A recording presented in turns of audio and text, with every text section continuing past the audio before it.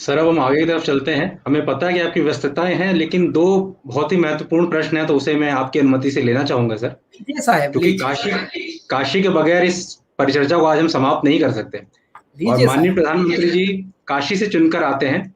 विश्व की सबसे प्राचीनतम और महादेव की नगरी काशी अपने आप में दिव्य और अलौकिक है।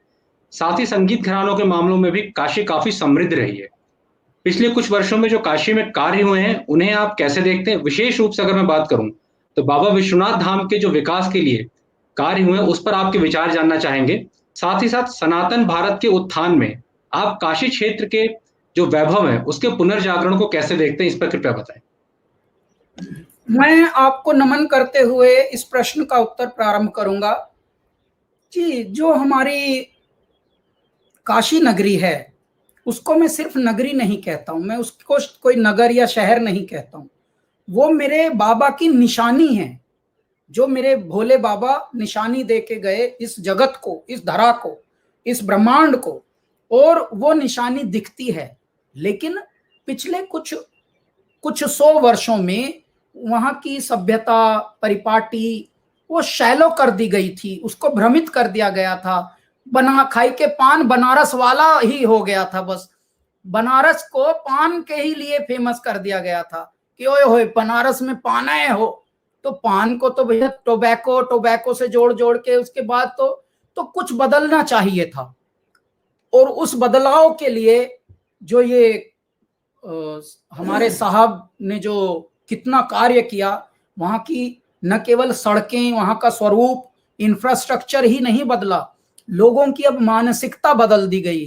क्योंकि जब आप ये बदलते हैं तो लोगों के अंदर का आत्मविश्वास, आत्म गौरव और जो आत्म संबोधन वो बढ़ जाता है। तो अब लोगों में एक बिलोंगिंग जिसको कहते हैं, अब वहां का होने पर गर्व एक आना प्रारंभ हो गया है। वरना धीरे धीरे वहां के लोग भी अंग्रेजी बोलने के चक्कर में अपने बच्चों को विदेश भेजने में लग गए थे, जो भी थोड़े हैंडफुल जो पढ़े लिखे अंग्रेजी दां लोग थे। अब वो धीरे धीरे पुनः लौट रहे हैं संस्कृति की ओर। तो ये जो प्रभाव है, ये सिर्फ इंफ्रास्ट्रक्चर का नहीं, इंफ्रास्ट्रक्चर के साथ एक आजादी का प्रभाव जो आप बांट रहे हैं कि नहीं, ये तुम्हारी ही संपदा है, ये तुम्हारी ही सभ्यता है, ये तुम्हारी ही संस्कृति है। पगलो, तुम काहे किसी और सभ्यता और संस्कृति के पीछे भाग रहे हो? कहा हो गया तुमको? के काट रहे हो? तुम लड्डू बांटने वाले लोग हो। तुम अपने दही खाने वाले लोग हो, तुम अपने कुल्हड़ के दूध पीने वाले लोग हो। तुम कहां भाग रहे हो? ये अचानक हेलोवीन मनाने लगे, अचानक अचानक तुम लोग पता नहीं क्या क्या कुछ अलग अलग चीजें कर रहे हो। तुम वो मत बनो जो नहीं हो। तो वो अब धीरे धीरे हो रहा है। वरना मिठाइयों की दुकानों की जगह अब दह के चल रही थी। तो अब धीरे धीरे बनारस पुनः अपने गौरव की ओर लौट रहा है और पूरे पुरातन प्राचीन गौरव की ओर लौट रहा है। अब ऑथेंटिक कल्चर फिर से पुनः आ रहा है बनारस में, और वो दिख रहा है। और मेरे बाबा की समझ लीजिए से त्रिनेत्र और भोले स्वरूप में जाग गई हो, रुद्र रूप में नहीं। मंद मंद मुस्का रहे हैं और सब कुछ परिवर्तित होता नजर आ रहा है, सड़कों से मनुष्यों के हृदयों तक। बनारस की छटा निराली है।